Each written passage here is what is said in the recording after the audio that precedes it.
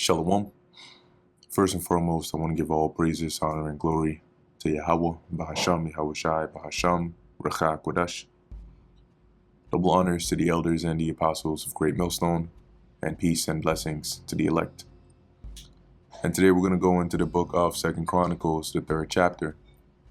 And as we saw in the 2nd chapter, right, King Solomon basically requesting of Hiram, right, the king of Tyre, for resources that he could then use to build the temple of the Lord, for which King David had already made some preparations ahead of time for him. Okay, so here we start to see the actual construction of the temple in 2 Chronicles Chapter 3, verse 1.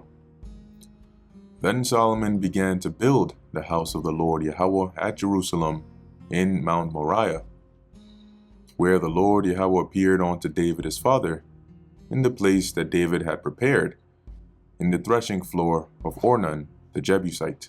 And he began to build in the 2nd day of the 2nd month, in the 4th year of his reign. Now these are the things wherein Solomon was instructed for the building of the house of God. The length by cubits after the first measure was 60 cubits, that's 60 cubits, and the breadth 20 cubits. And the porch that was in the front of the house, the length of it was according to the breadth of the house, 20 cubits, and the height was 120, and he overlaid it within with pure gold. And as we'll read, you'll see that pretty much everything that was constructed for the most part was overlaid with gold. And the greater house he sealed with fir tree, which he overlaid with fine gold, and set thereon palm trees and chains. And he garnished the house with precious stones for beauty, and the gold was gold of Parvaim. And we can look at where that's from. Parvaim. All right. It says here, Oriental regions, a region known for its gold outputs, perhaps Arabia. Okay, so basically there's no, at least today, pinpoint location for it. And so the best estimate here is a place that would likely be known for its gold. And here they have, for example, Arabia. Verse 3, he overlaid also the house, the beams, the posts, and the walls thereof, and the doors thereof with gold, and graved cherubims on the walls. Right, and the cherubims are like the design, well, in this case, the design of like the angels, right, with the wings and so on. And he made the most holy house, the length whereof was according to the breadth of the house, 20 cubits, and the breadth thereof 20 cubits, and he overlaid it with fine gold, amounting to 600 talents. And the weight of the nails was 50 shekels of gold, and he overlaid the upper chambers with gold. In the most holy house, which is the Holy of Holies, he made 2 cherubims of image work, meaning they were sculpted, and overlaid them with gold. So as you can see, they didn't actually build these things with gold. They built them, constructed them, sculpted them, and then they covered it in gold. And the wings of the cherubims were 20 cubits long.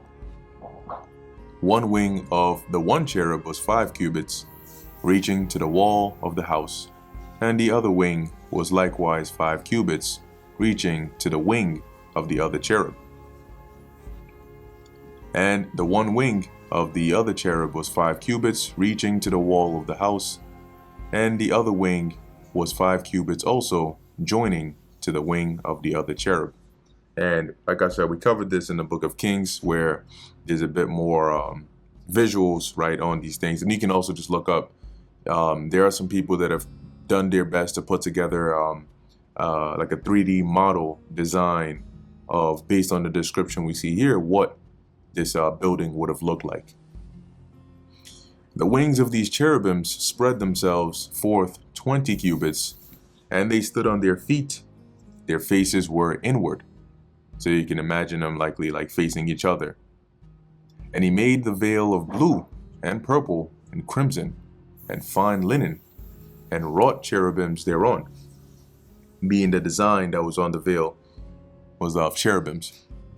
Also he made before the house 2 pillars of 30 and 5 cubits high, and the chapiter that was on the top of each of them was 5 cubits. And a chapter looks something like this here. At the top of a pillar, that corner area, right, very top, you can see there's different designs for different buildings. So that is what's known as like the chapter. Interesting, right? I think, if I'm not mistaken, I think this image here is coming from a YouTube video, and it's probably, it looks like it's the GMS homework channel, GMS the milk, maybe not, maybe I'm bugging, but let's see. Okay, maybe I'm tripping, but the background looked like it. There's a channel, if brothers are interested. It might still be up. Let me see, GMS the milk.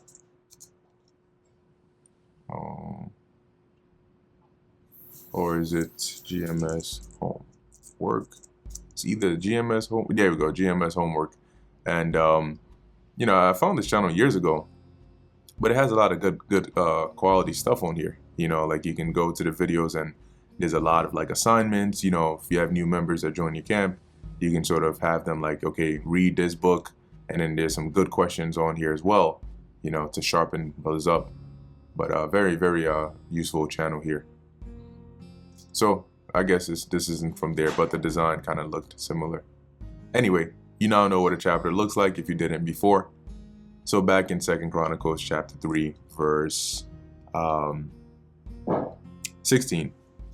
And he made chains, as in the oracle, and put them on the heads of the pillars, and made 100 pomegranates, and put them on the chains. These pomegranates are not real pomegranates, that these are designs. And he reared up the pillars before the temple, on one on the right hand, and the other on the left.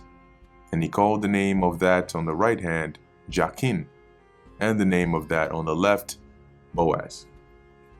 And as the end of 2 Chronicles, the 3rd chapter, as you can see, I believe this chapter and probably the next or so, you know, it's mainly just going into the description of the building, you know, so it's not much breaking down over there. That's why the length of those videos are fairly short and straight to the point, you know, but still relevant.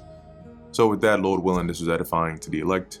In closing, I want to give all praises, honor, and glory to Yahweh, Bahasham, Yahweh Shai, Bahasham, Rachah Kodesh. Until next time, Shalom.